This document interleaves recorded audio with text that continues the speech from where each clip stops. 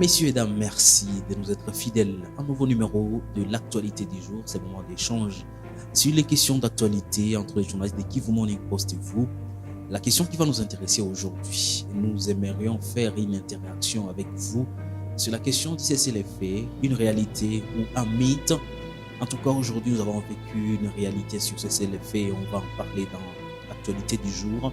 Et pendant ces temps, hier dans la soirée, une communication de l'armée est tombée pour dénoncer une énième violation du cessez-le-feu par les rebelles du 23 qui ont largué des obus dans les camps déplacés visant également le troupe burundaises déployées dans les cadres de l'EAC en province du Nord Kivu.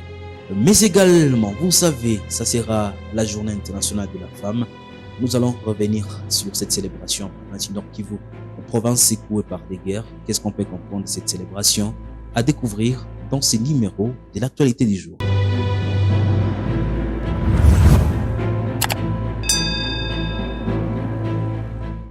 Avant de parler du cessez-le-feu qui devrait être observé aujourd'hui sur la ligne de front entre l'AM 23 et le FARDC, revenons d'abord pour en parler sur cette communication de l'armée.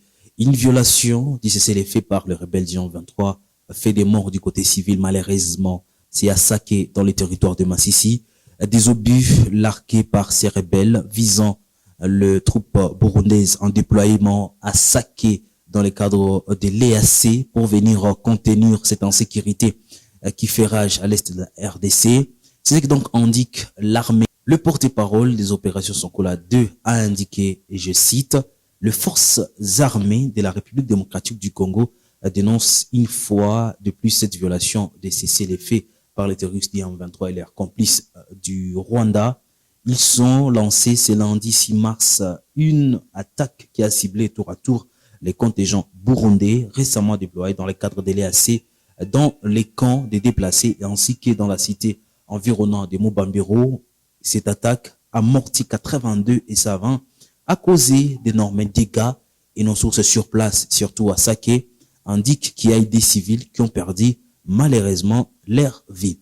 Et aujourd'hui, il faut le dire sans mâcher les mots, le cessez-le-feu n'a pas été respecté par le M23 tel qu'annoncé. Déjà, la première formation a surgi lors de la conférence de presse animée par Emmanuel Macron, le président français, et le président de la RDC, Félix-Antoine Tshisekedi. On attendait ces jours le plus fatidique attendu par les populations vivant à l'Est pour voir une accalmie, pour qu'on souffle une fois de plus la paix. Mais cela, malheureusement, n'a pas été respecté. Dans quelques entités, nos sources sur place dans le territoire de Massissi indiquent qu'il y a eu affrontement depuis ce matin. Nous avons appelé certaines populations vivant, par exemple, à Saké, qui ont affirmé sans embâche qu'il y a eu des affrontements ce matin dans les collines environnant cette cité, et appelant certaines sources, ils affirment également qu'il y a eu repris des affrontements. L'M 23 a pris d'assaut certains villages, attaquant également aux positions des forces armées de la RDC.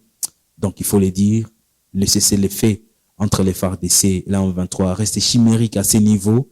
Il faudra que les autorités de Kinshasa puissent mener d'autres actions et d'autres stratégies pour que cela soit possible. Vous savez, la grande partie du territoire de Rutshuru vide de ces populations via ces affrontements. Les Massissi également, les rebelles sont en progression et cela cause plus de mal. Il y a des populations qui vivent dans des situations assez difficiles suite à cette guerre. C'est une situation donc à un vœu de tous les Congolais de voir cette guerre finir. Et pour finir, l'actualité des jours, parlons également de cette célébration du 8 mars. Les femmes déplacées que nous avons rencontrées réclament le retour de la paix. Pour elles, la célébration du 8 mars est un non-événement parce qu'ils se retrouvent dans une situation difficile. Les femmes vivant à Goma pensent également que les situations économiques aujourd'hui ne vont pas permettre à ces femmes de bien célébrer cette journée. Certains hommes que nous avons rencontrés estiment que certaines femmes n'ont pas encore compris les biens fondés de cette journée. Pendant ces temps, ce sont des activistes œuvrant dans le domaine de la promotion des droits des femmes qui invitent quand même certaines femmes à être compatissantes avec d'autres femmes qui vivent dans les camps des déplacés, et d'autres appellent d'autres femmes à observer, à faire de cette journée du 8 mars une journée de méditation et de prière pour demander le retour de la paix dans la partie est de la République démocratique du Congo en particulier et à RDC d'une façon générale. Ça sera donc tout pour l'actualité du jour. Merci à vous de l'avoir suivi. Merci à Gide Massirika derrière la caméra. Retrouvons-nous demain pour d'autres informations et pour d'autres échanges sur des questions d'actualité.